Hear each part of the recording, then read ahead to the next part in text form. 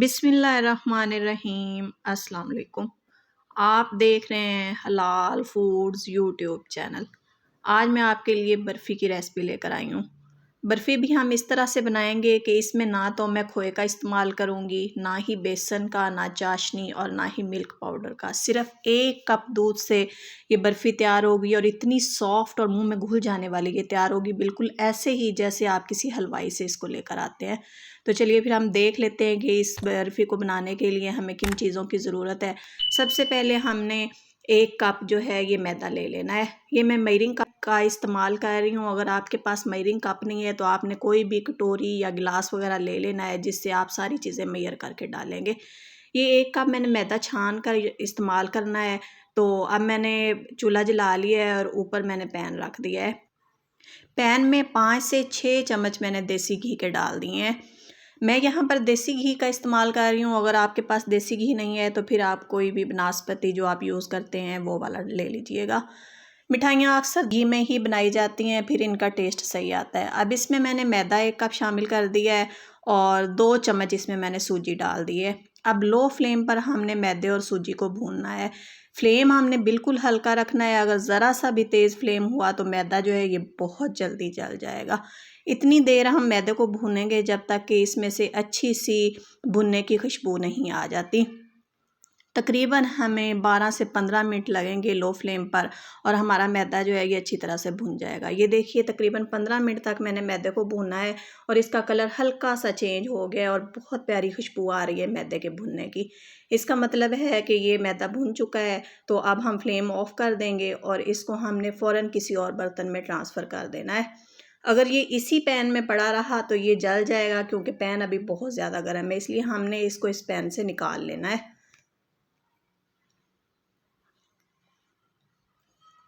अब इसको हम एक साइड पे रख देते हैं और इसी पैन में जिसमें मैंने मैदे को भुना है मैं उसी का इस्तेमाल कर रही हूँ। इसको मैंने टिश्यू पेपर से अच्छी तरह से साफ़ कर लिया है और इसमें हम बाकी की रेसिपी तैयार करेंगे। अगर आप उसी पैन में नहीं बनाना चाहते तो कोई और बर्तन ले लें।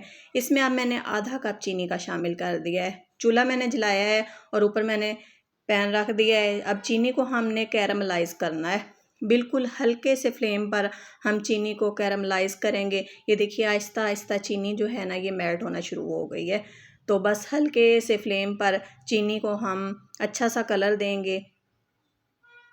बहुत ज़्यादा डार्क कलर हमने इसको नहीं देना है, वरना हमारी बर्फ़ी है इसमें कड़वापन आ जाएगा और इसका कलर भी ख़राब हो जाएगा।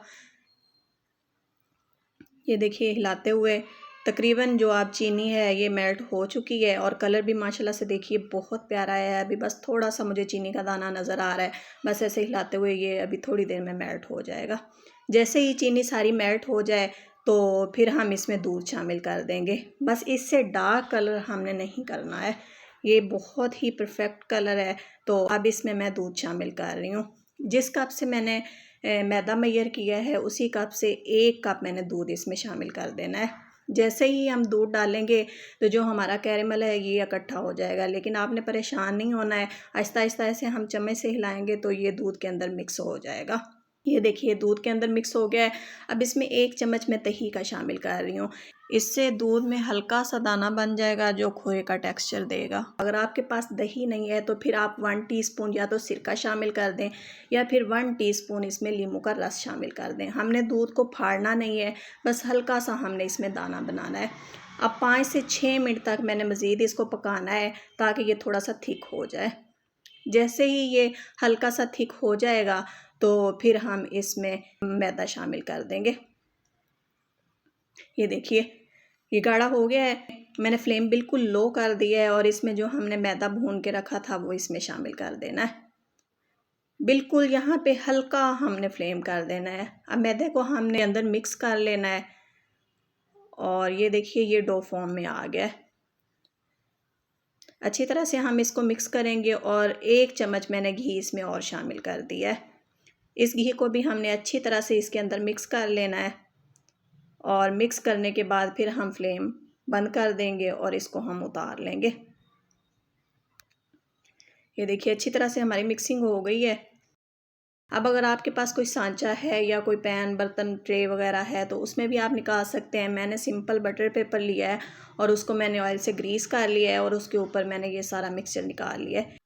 बटर पेपर पर निकालने के बाद अब जितनी हमने बर्फ़ी के पीसीस की मोटाई रखनी है उतना हम इसको फैला लेंगे। ऐसे चम्मच से हमने इसको फैलाकर सेट कर लेना है।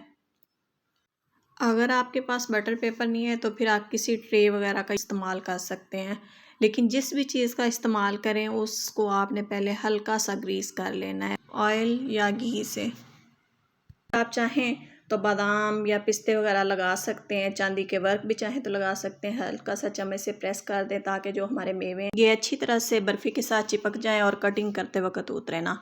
जब हल्की सी ये ठंडी हो गई है तो अब मैं इसकी कटिंग कर रही हूँ। आप अपनी मर्ज़ी की कोई भी इसको शेप दे सकते हैं।